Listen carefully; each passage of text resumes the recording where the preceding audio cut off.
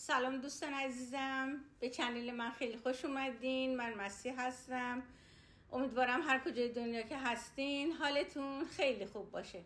من امروز میخوام براتون یه سالاد سالم، مقوی، خوشمزه و خوشگل درست کنم. یه مقدار جعفری نیاز داریم که بعد من ساتوری میکنم. یک پیمانه، حالا یک کنیم پیمانه هم میتونیم بریزین، مشکلی نداره. کلم قرمز خورد شده، یک پیمانه گردو دارم که باید بعداً خورد کنم، یک پیمانه کیموا دارم، 2 تا خیار، یه فلفل دلمه قرمز، یه عدد پیاز قرمز متوسط و چند شاخه پیازچه.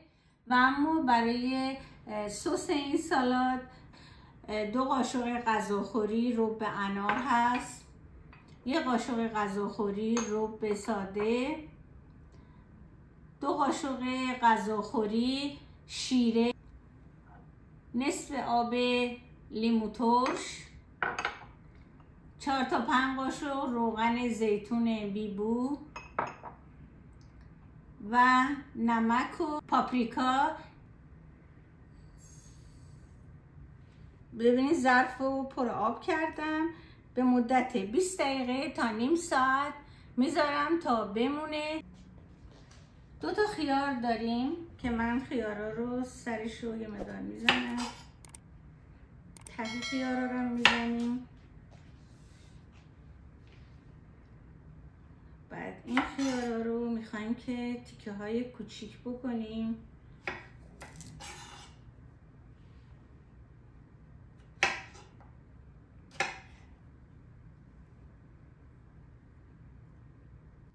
تیکه های کوچیک برش میدم. ببینید به این صورت. اما این 2 تا خیار رو به این صورت من برش میدم. میذارم داخل ظرف.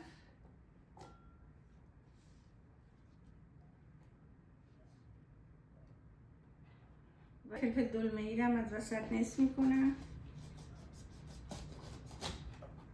تخماشو کاملا باید دراریم. حتی این سفیدی ها رو هم دراریم.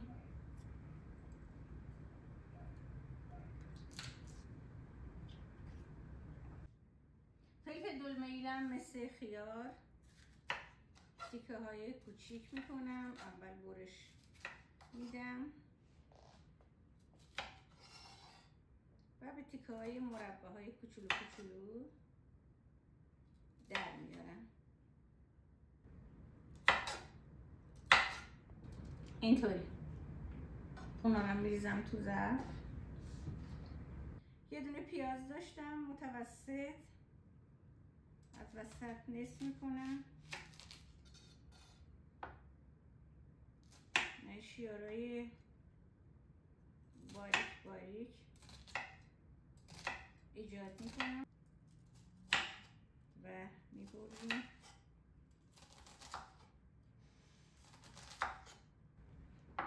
پیازرم خورد کردم. حالا میریزم توی پیاله. چند شاخه پیازچه که داشتم اونو از وسط نصف میکنم. ریز ریز باید خورد کنم. پیازچه میریزم داخل پیاله. جعفری بود، جعفری رو باید خورد کنم.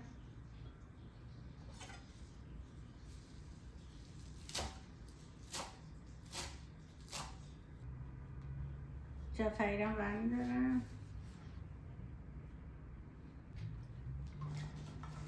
حالا گردو ها رو خورد میکنم.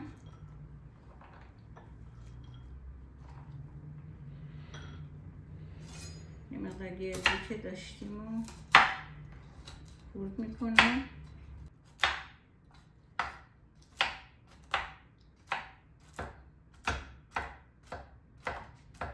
گردوهارم خورد کردم، برمیدارم.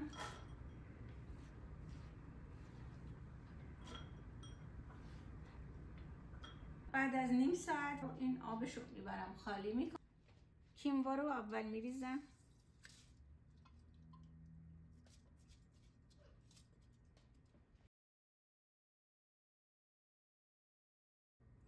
1.5 پیمانه آب گفتم. ببینید این 1 پیمانه.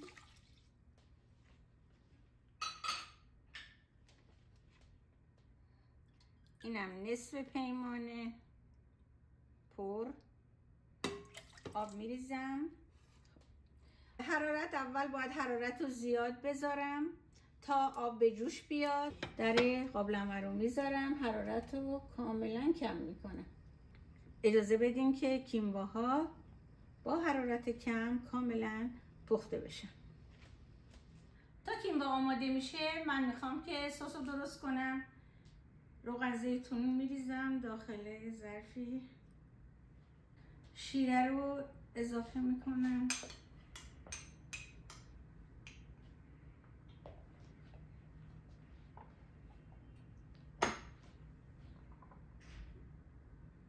روبنا رو میریزم.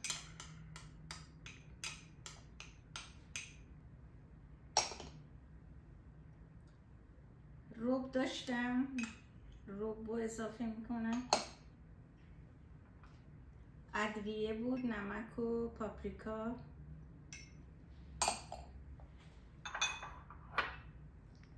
آب لیمو ترش.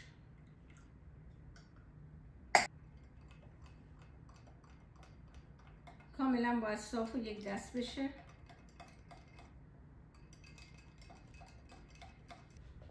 کیموا پخته شده، من میریزم داخل ظرف. در این مرحله سسی که داشتیم و درست کردیم و میریزیم روی کیموا.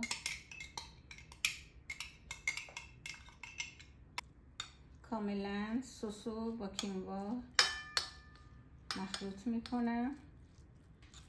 وقتی کاملا سس رو با کیموا مخلوط کردیم اجازه بدین یه مقداری سرد بشه، بعداً مواد رو اضافه کنید.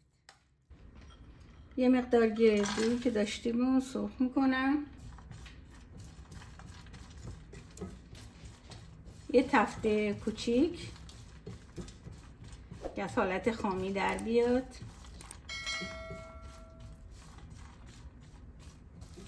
کیموا سرد شده، من در این مرحله موادی که داشتیم رو دونه دونه اضافه میکنم.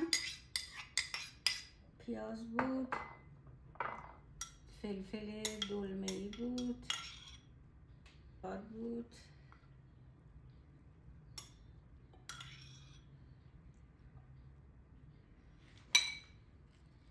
کلم قرمز بود،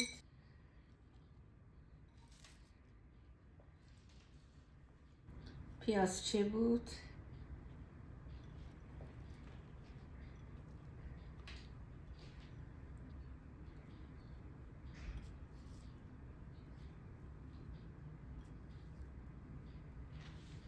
حالا تمام مواد رو با هم مخلوط میکنم.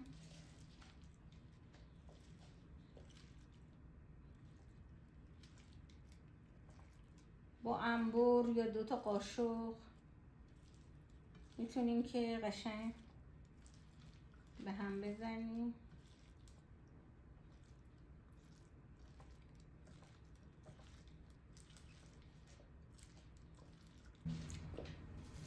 گردوهایی که خرد شده بودن، سرخ شده بودن رو میریزم روش.